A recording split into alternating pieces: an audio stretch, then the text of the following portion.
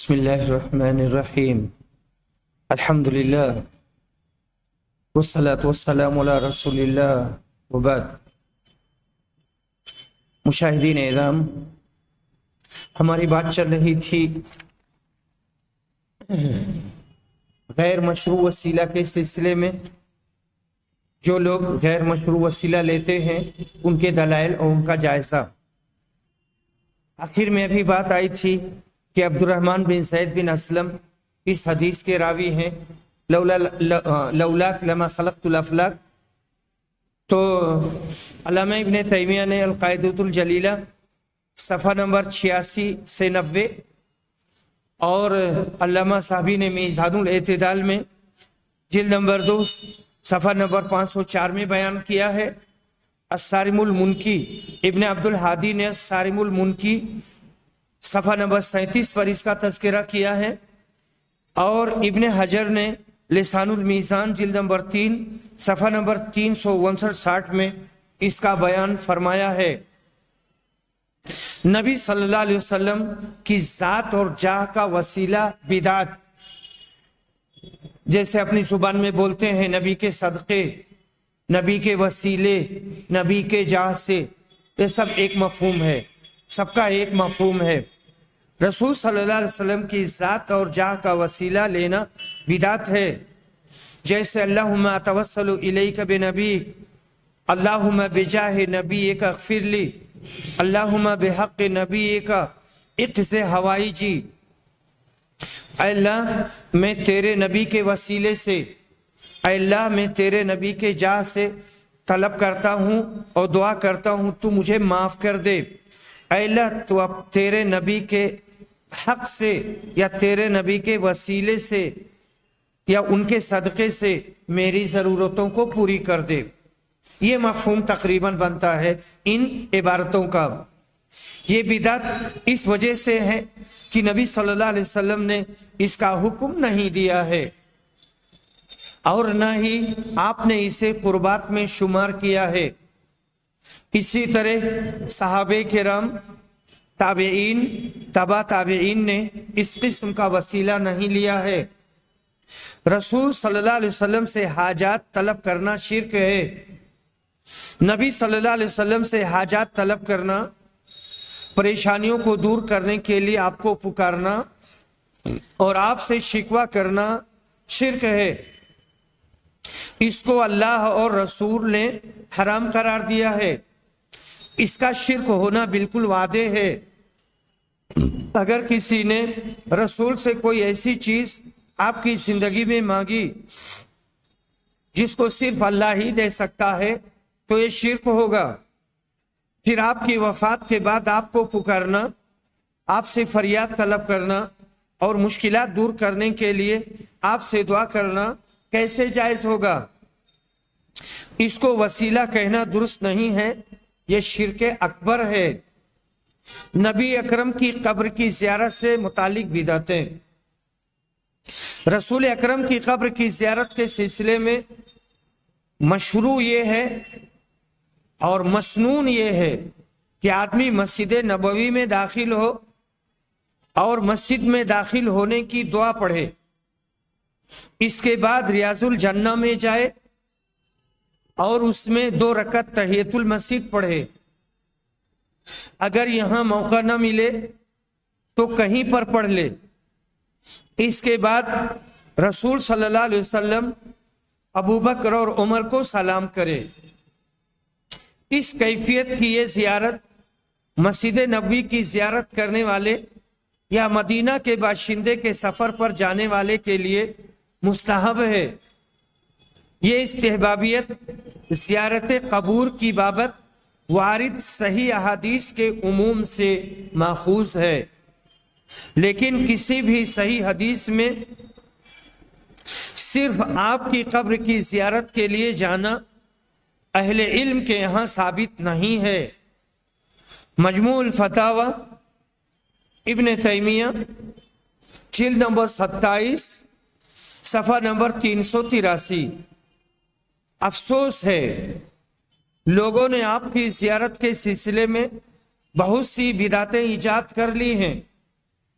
اور زیارت قبر نبوی کی بابت شرعی حدود سے آگے بڑھ گئے ہیں۔ ان بدعتوں کی تفصیل اس طرح ہے۔ نمبر 1، یہ عقیدہ رکھنا کہ نبی صلی اللہ علیہ وسلم کی قبر کی زیارت واجب ہے۔ بہت سے لوگوں کا یہ عقیدہ ہے کہ نبی صلی اللہ علیہ وسلم کی قبر کی زیارت واجب ہے۔ بہت سے لوگ اس کو حج کا ایک جز مانتے ہیں۔ ان کا ماننا ہے کہ بنا آپ کی قبر کی زیارت کے حج پورا نہیں ہوگا۔ یہ لوگ دین کے احکام سے جہالت، ضعیف اور موضوع احادیث سے استدلال کرنے کی وجہ سے اس گمراہی میں مبتلا ہوئے۔ عوام کی زبان پر یہ حدیث بہت مشہور ہے، من زار قبری وجبت لہو شفاعتی، سنن الدارقطنی جلد نمبر 2 صفحہ نمبر 278۔ جس نے میری قبر کی زیارت کی اس کے لیے میری شفاعت واجب ہو گئی۔ اور دوسری حدیث بہت مشہور ہے، من حج فزار قبری بعد موتی کان کمن زارنی فی حیاتی۔ یہاں پر یہ الضعیفہ سلسلۃ الاحادیث الضعیفہ جلد نمبر 1 صفحہ نمبر 62-63۔ جس نے حج کیا اور میرے مرنے کے بعد میری قبر کی زیارت کی تو یہ ایسے ہے جیسے اس نے میری زندگی میں میری زیارت کی۔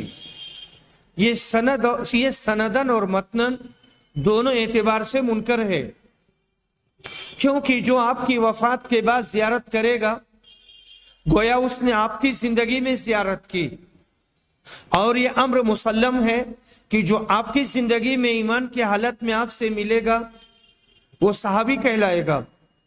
جس نے وفات کے بعد زیارت کی ہے وہ ان کے مقام و مرتبہ کو نہیں پہنچ سکتا، بھلے ہی یہ نیک کام کرنے میں ان کا مشارک ہو۔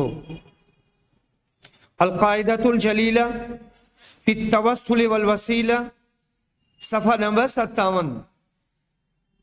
اسی طرح یہ موضوع حدیث بہت سنائی جاتی ہے، من حج البیت ولم یزرنی فقد جفانی۔ جس نے حج کیا اور میری زیارت نہیں کی تو اس نے میرے اوپر ظلم کیا اور سختی کی۔ نبی صلی اللہ علیہ وسلم کے ساتھ ظلم و جفا اگر کفر نہیں تو گناہ کبیرہ ضرور ہے۔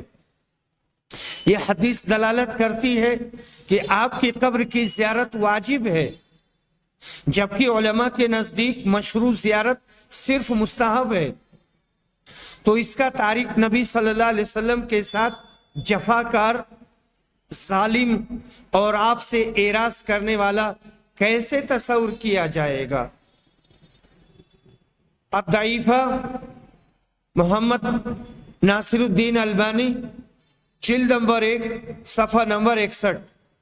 خلاصہ یہ کہ نبی صلی اللہ علیہ وسلم کی قبر کی زیارت کے وجوب کا عقیدہ قرآن اور حدیث سے ثابت نہیں ہے۔ نمبر 2، مسجد نبوی میں اجازت مانگنے والے کی ہیئت میں داخل ہونا۔ ابو الحسن شاذلی کی کتاب میں ہے کہ یہ جب مدینہ آیا، اللہ اس شہر کو مشرف رکھے اور مدینہ کی حفاظت کرے، تو حرم کے دروازے پر دن کے اول حصہ سے دوپہر تک ننگے سر اور ننگے پاؤں کھڑا رہا۔ نبی صلی اللہ علیہ وسلم سے اجازت طلب کر رہا تھا۔ اس کی بابت اس سے پوچھا گیا تو اس نے کہا کہ جب اجازت دی جائے گی تب میں داخل ہوں گا، کیونکہ اللہ تعالیٰ نے فرمایا ہے یا ایھا الذین آمنوا لا تدخلوا بیوت النبی الا ان یؤذن لکم، سورۃ الاحزاب آیت نمبر 53۔ اے ایمان والو، جب تک تم کو اجازت نہ دی جائے تم نبی کے گھروں میں نہ جایا کرو۔ روضہ شریفہ سے آواز آئی کہ داخل ہو جا۔ الصوفی المجاہد والعارف باللہ عبد الحمید محمود صفحہ نمبر 79-80۔ یہ بدعت منکر اور یہ بدعت اور منکر ہے۔ کسی بھی عالم نے یہ بات نہیں کہی ہے۔ اس آیت سے استدلال ہی غلط ہے۔ آپ کی وفات کے بعد دخول کو زندگی میں آپ کے گھر میں داخل ہونے پر قیاس کرنا صحیح نہیں ہے، کیونکہ داخل ہونے والا مسجد میں جاتا ہے، چاہے دخول زندگی میں ہو یا وفات کے بعد۔ مسجد میں جانے کے لیے اجازت کی ضرورت نہیں۔ اگر یہ مشروع ہوتا تو صحابہ اس پر عمل کرتے۔ نمبر 3، آپ کی قبر کی زیارت کے وقت کھڑے ہونے، سلام کرنے اور دعا کرنے میں خاص ہیئت کا التزام کرنا۔ بعض لوگ نبی اکرم کی قبر شریف کے سامنے نماز پڑھنے والے آدمی کی ہیئت میں کھڑے ہوتے ہیں، داہنا ہاتھ بائیں ہاتھ پر رکھتے ہیں۔ یہ ہیئت صرف نماز ہی میں جائز ہے۔ بہت سے لوگ سلام کے وقت حد سے آگے بڑھتے ہوئے آپ کی قبر کی طرف منہ کر کے دعا مانگتے ہیں۔ ایسا کرنا جائز نہیں۔ اس کو میں نے 1985 سے 1989 تک دیکھا ہے، جب میں جامعہ اسلامیہ مدینہ منورہ میں زیر تعلیم تھا۔ بہت سارے لوگ وہاں ریاض الجنہ میں کھڑے ہو جاتے تھے، یا کہ پولیس کی ڈر سے بھی ڈرتے ڈرتے کھڑے رہتے تھے، اور اسی ہیئت میں دعا کرتے تھے، درود و سلام بھی بھیجتے تھے، یا کچھ بھی کرتے رہے ہوں۔ اسی طرح بہت سے لوگ آپ سے ایسی چیزوں کا مطالبہ کرتے ہیں جن کو صرف اللہ ہی دے سکتا ہے۔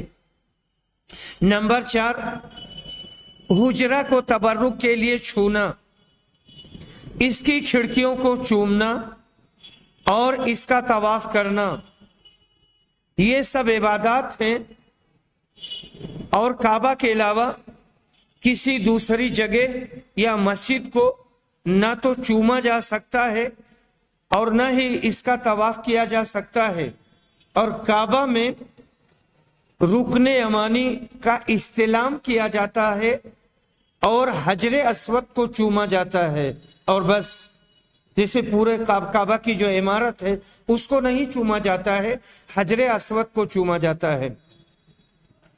نمبر 5، زائر کا یہ عقیدہ رکھنا کہ نبی صلی اللہ علیہ وسلم اس کے دل کے احساسات اور نیتوں کو جانتے ہیں۔ ابن الحاج اپنی کتاب المدخل میں لکھتے ہیں کہ ہمارے علماء کا کہنا ہے کہ نبی صلی اللہ علیہ وسلم کی قبر کی زیارت کرنے والا یہ محسوس کرے کہ وہ نبی صلی اللہ علیہ وسلم کے سامنے کھڑا ہے، جیسے آپ کی زندگی میں کھڑا ہوتا تھا۔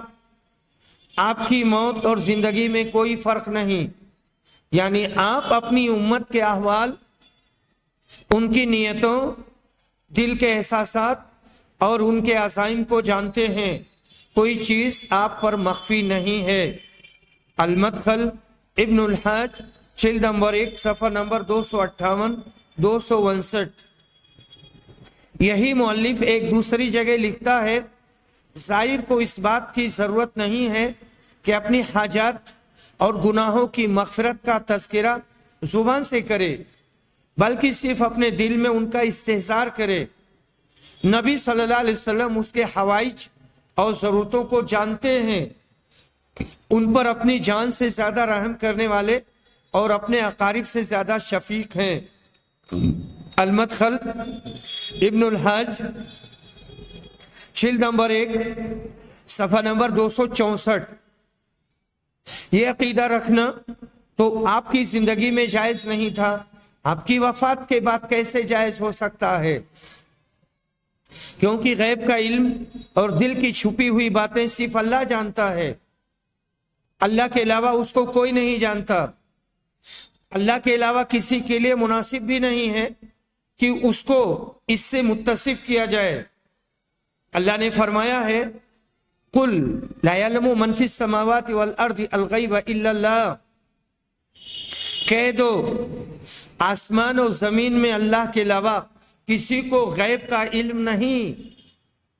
قل لا املک لنفسی نفعا ولا ضرا الا ما شاء اللہ वलौ कुन्तु आलमुल गैब लस्तक्थरतु मिनल खैरि वमा मस्सनी अस्सू इन अना इल्ला नज़ीरुन व बशीरुन लिक़ौमिन युमिनून। सूरतुल आराफ आयत नंबर 188। तुम कह दो कि मैं खुद अपनी ज़ात खास के लिए किसी नफा का अख्तियार नहीं रखता और न किसी नुकसान का, मगर उतना जितना अल्लाह ने चाहा। अगर मैं गैब की बातें जानता तो मैं बहुत से मुनाफे हासिल कर लेता और कोई नुकसान मुझको ना पहुंचता।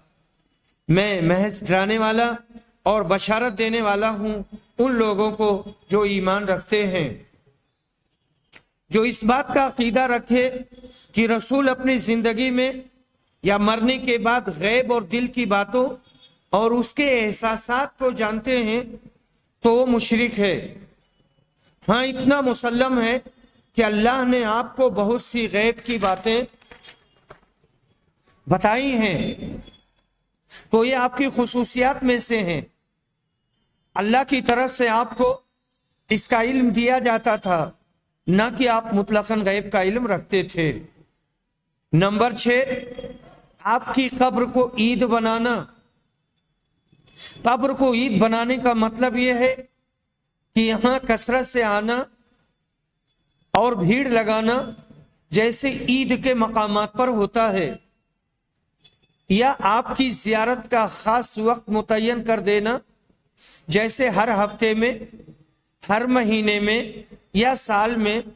नबी सल्लल्लाहु अलैहि वसल्लम ने इसे मना किया है। आपने कहा है तुम अपने घरों को कब्रिस्तान न बनाओ, तुम मेरी कब्र को ईद न बनाओ, मेरे ऊपर दरूद पढ़ो, तुम जहां भी रहोगे तुम्हारा सलाम हम तक पहुंचेगा। इसी वजह से इमाम मालिक रहमहुल्लाह ने बार बार कब्र पर जाने को मकरूह करार दिया है, मकरूह करार दिया है। काजी अयाज ने इनकी ये इबारत अपनी किताब में नकल की है। मदीना के बाशिंदों में से जो मस्जिद नबवी जाए उसके लिए लाजिम नहीं है कि वो कब्र पर जाए, ये बाहर से आने वालों के लिए है। लेकिन जो सफर से वापस आए या सफर के लिए जाए तो ये कब्र पर जा सकता है। वहां जाकर नबी सल्लल्लाहु अलैहि वसल्लम पर दरूद भेजे और हजरत अबू बकर व उमर के लिए दुआ करे। उनसे कहा गया कि मदीना के बाद लोग ऐसे हैं जो न तो सफर से आते हैं और न ही सफर पर जाना होता है, लेकिन ये दिन में एक बार या इससे ज्यादा घंटों खड़े होकर दुआ करते हैं। आपने फरमाया इस शहर के अहले इल्म से हमें कोई बात मालूम नहीं हुई है, लेकिन इसके तर्क में उसात है, इसको छोड़ देना चाहिए और ऐसा नहीं करना चाहिए। दौरे अव्वल में उम्मत जिस पर अमल करने से कामयाब व कामरा हुई है उसी पर अमल करके आखिरी उम्मत भी कामयाब होगी। करने अव्वल और इसके बाद के दौर में कोई ऐसा नहीं करता था। अश्शिफा जिल्द नंबर 2 सफा नंबर 88। नंबर 7, मदीना में 8 दिन की इकामत और 40 नमाज का इल्तिजाम करना। आमतौर से लोग ये अकीदा रखते हैं कि मदीना मुनव्वरा में 8 दिन इकामत करने और मस्जिद नबवी में 40 नमाज पढ़ने से आदमी की जहन्नम से बरात हो जाएगी। इस बाबत लोग मुस्नद अहमद की एक रिवायत से इस्तिदलाल करते हैं जिसमें आपने फरमाया है जिसने हमारी मस्जिद में 40 नमाजें पढ़ी तो उसके लिए जहन्नम से बराअत, आजाब से निजात और निफाक से बरात लिख दी जाएगी। अल मुस्नद इमाम अहमद बिन हंबल जिल्द नंबर 3 सफा नंबर 155। लेकिन ये रिवायत दईफ है। नबीद बिन अम्र इसको अनस से रिवायत करते हैं और ये मुहद्दिसीन के यहां मजहूल है। अल-सिलसिलतु दईफा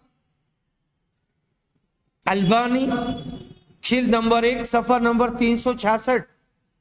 یہ عقیدہ بدعت اس اعتبار سے ہے کہ اس سے مخصوص ایام میں مخصوص نمازیں متعین کی گئی ہیں اور ان کا معین ثواب ہے، اور یہ چیز صحیح دلیل ہی سے ثابت ہو سکتی ہے، اور یہ چیز صحیح دلیل ہی سے ثابت ہو سکتی ہے، اور یہ دلیل جو پیش کی گئی ہے قابل استدلال نہیں ہے، قابل حجت نہیں ہے،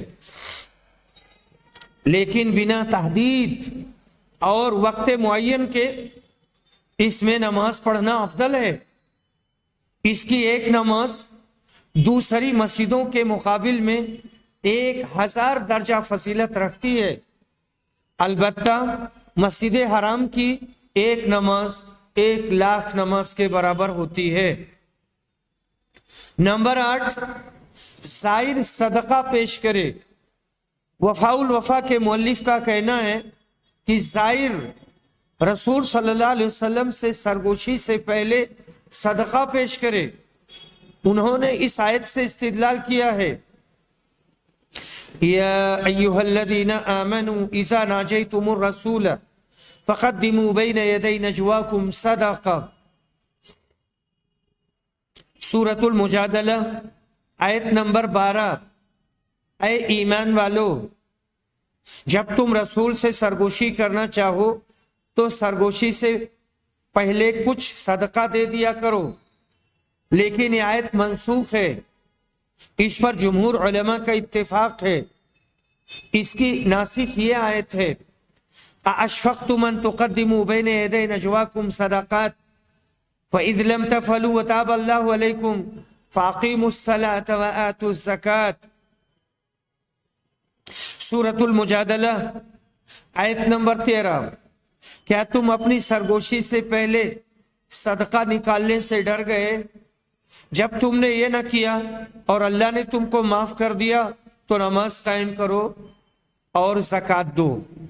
نبی صلی اللہ علیہ وسلم کی قبر کی زیارت کو آپ کی زندگی میں سرگوشی پر قیاس نہیں کیا جا سکتا، یہ قیاس باطل ہے، کیونکہ زیارت کا مقصود آپ کو سلام کرنا ہے، اور یہ نجوہ یعنی سرگوشی کے قبیل سے نہیں ہے، کیونکہ اسے ہر کوئی سنتا ہے۔ اگر نجوہ مشروع ہے تو وہ رسول کی زندگی میں ہے، آپ کی وفات کے بعد کیسے مشروع ہو سکتا ہے جبکہ وہ منسوخ بھی ہے۔ نمبر 9، حجرہ شریفہ کو ٹکٹکی باندھ کر دیکھنا۔ حجرہ کو دیکھنا ایسے ہی عبادت ہے جیسے کعبہ کو دیکھنا عبادت ہے۔ وفاء الوفا جلد نمبر 4 صفحہ نمبر 1410 یہ بات کہی گئی ہے۔ یہ عقیدہ بھی باطل ہے، یہ بات ثابت نہیں ہے کہ کعبہ کو دیکھنا عبادت ہے، خود کعبہ کو دیکھنا عبادت ہے یہ ثابت نہیں ہے۔ اگر اس کو تسلیم بھی کر لیا جائے تو عبادتیں نصوص اور دلیلوں سے ثابت ہوتی ہیں، قیاس سے نہیں۔ حجرہ شریفہ کو کعبہ پر قیاس نہیں کیا جا سکتا، اس کو بھی میں نے دیکھا ہے جب ہم وہاں زیر تعلیم تھے۔ نمبر 10، رسول سے فریاد طلب کرنا، آپ سے شکوہ کرنا اور آپ کے سامنے اپنی مشکلات رکھنا۔ آپ صلی اللہ علیہ وسلم سے فریاد طلب کرنا اور آپ کے سامنے اپنی مشکلات رکھنا ناجائز ہے اور حرام ہے۔ یہ آگے یہاں پہ ایک لمبی عبارت میں نے اس کا اضافہ کیا ہے۔ بہت سے لوگ رسول اکرم کے نام خط لکھتے ہیں، اس میں اپنی آرزو اور تمناؤں کا تذکرہ کرتے ہیں اور مشکلات کے دور کرنے کا مطالبہ کرتے ہیں۔ میں نے 1985 سے 1989 تک جامعہ اسلامیہ مدینہ منورہ میں کلیۃ الحدیث میں تعلیم حاصل کی ہے۔ میرے ایک ساتھی محمد حسن عبدو کینیا کے روم پارٹنر تھے۔ ایک دن حج کے موسم میں وہ آئے اور ہنستے ہوئے مجھے ایک خط دیا اور کہا اس کو پڑھو۔ میں نے پڑھا، ایک شامی لڑکی نے رسول اکرم کے نام خط لکھا تھا۔ अपनी तालीमी कैफियत बताई थी कि मैं सानविया या इसी तरह का कोई क्लास जिक्र किया था, पढ़ चुकी हूँ, मेरी उम्र ये है और इस तरह के नौजवान से शादी करना चाहती हूँ। लोग खुशताख्ता वलियों और पीरों के नाम भी खुतूत लिखते हैं। ख्वाजा बख्तियार काकी की कब्र के बगल में एक मेहंदी का पेड़ है, उस पर तमाम खुतूत लटके रहते हैं। मेरे पास उसका एक खत है। खत तहरीर करने वाली खातून का यह तीसरा रिसाला था और उसका मसला हल नहीं हुआ था। उसने ये खत लगाया था। वो लोग बोलते, उन्होंने लिखा है मैं ये तीसरा खत लगा रही हूँ, अभी तक मेरा मसला हल नहीं है हुआ है। वरासत का मसला था। बहुत सारे खुतूत लटके हुए थे, मैंने देखा है। वहां हम लोग जब गए थे तो वहां सवेरा था और कोई लड़की वहां खड़ी थी और वो अपने दुपट्टे का धागा निकाल करके जाली में बांध रही थी। ये चीज मैंने जिंदगी में पहली बार देखी थी 2005 में। कभी भी इस तरह की कोई चीज या कोई मज़ार देखने का इत्तेफाक नहीं हुआ था। बाद में फिर मुझे सन 2016 में सन 2016 में कहाँ पर जाने का इत्तेफाक हुआ, कर्नाटक जाने का इत्तेफाक हुआ। वहाँ एक बहुत मशहूर मज़ार है, तो उस मज़ार में एक जाली है, एक जगह पर, एक खास जगह, वहाँ सब पैसे डालते हैं, रुपए डालते रहते, गेसू दराज, ख्वाजा गेसू दराज।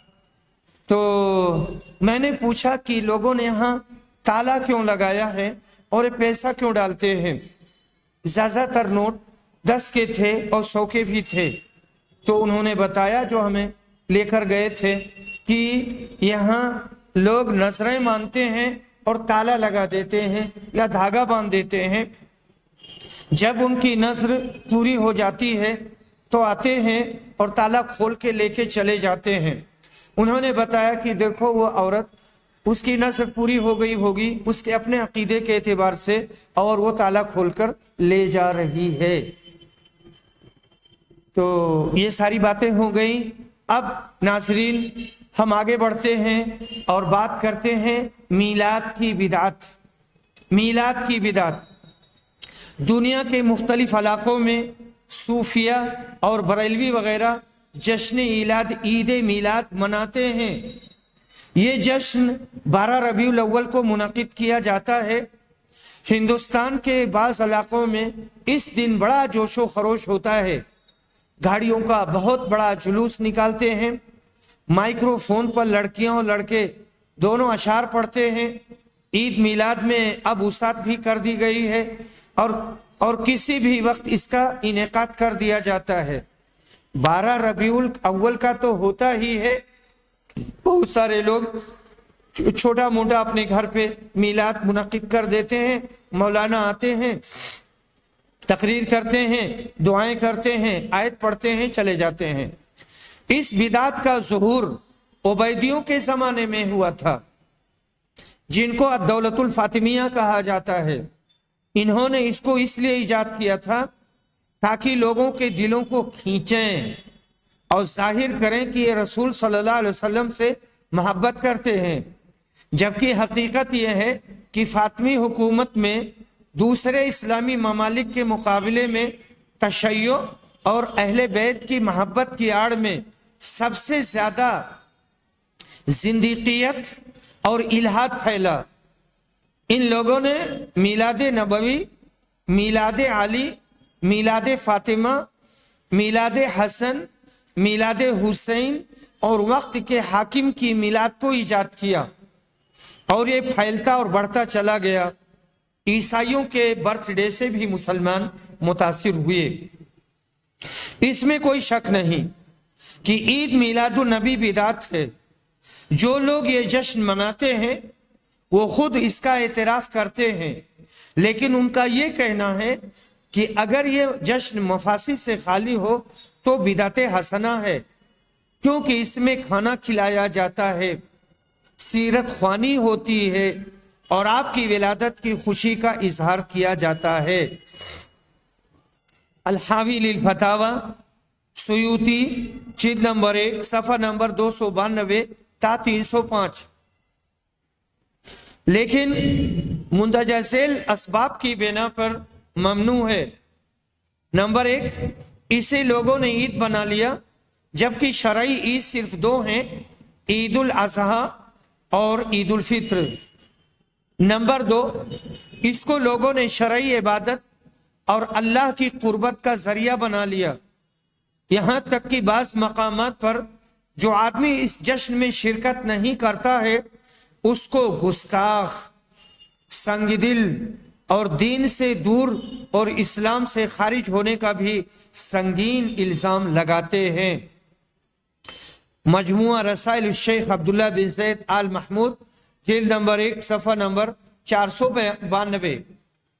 نمبر 3، سلف صالحین نے جشن عید میلاد نہیں منایا ہے، جبکہ وہ رسول صلی اللہ علیہ وسلم سے بے پناہ محبت کرتے تھے، وہ آپ کے حقوق کو سب سے زیادہ جانتے تھے۔ اگر یہ خیر کا کام ہوتا تو یہ اس کے کرنے میں سبقت کرتے۔ نمبر 4، جشن میلاد میں ناجائز اور حرام کاموں کا ارتکاب ہوتا ہے۔ جلوس نکالتے وقت بعض مقامات پر بالغ اور نیم بالغ لڑکیاں بھی شریک ہوتی ہیں، اور اگر نہ بھی ہوں تو جلوس میں کم از کم 3 نماز آتی ہے، لیکن اکثر لوگ نماز کی ادائیگی کا اہتمام نہیں کرتے۔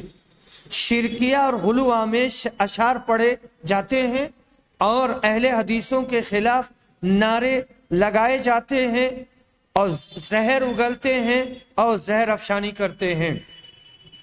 غیر قوم کے لوگ اس کو دیکھ کر اسلام سے متنفر ہوتے ہیں اور ان کے دلوں پر اس سے اچھا اثر نہیں پڑتا ہے۔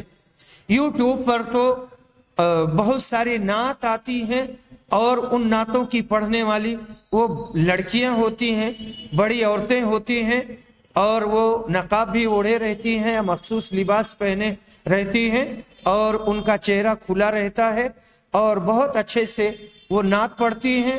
تو اس طرح سے نعت پڑھنا بھی غلط ہے، اس کا مفہوم بھی غلط ہوتا ہے۔ اسے میں نے کئی بار سنا ہے اور بہت افسوس بھی کیا ہے۔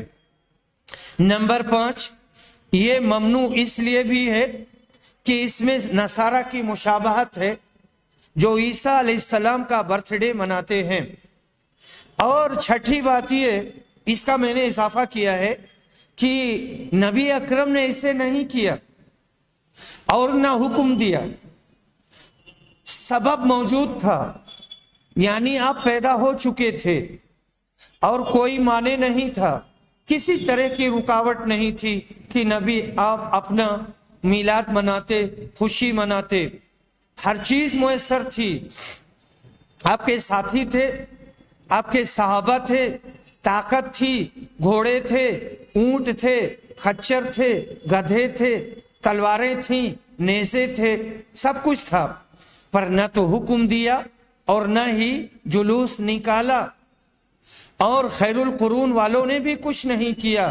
تو یہ چیز جائز کیسے ہو سکتی ہے اور یہ چیز یہ دین کا حصہ کیسے ہو سکتی ہے؟ مومن اس بات پر خوش ہو کہ اللہ نے آپ کو نبی بنایا، آپ پر وحی نازل فرمائی، یہ سب سے بڑا احسان ہے جو اللہ نے بندوں پر کیا۔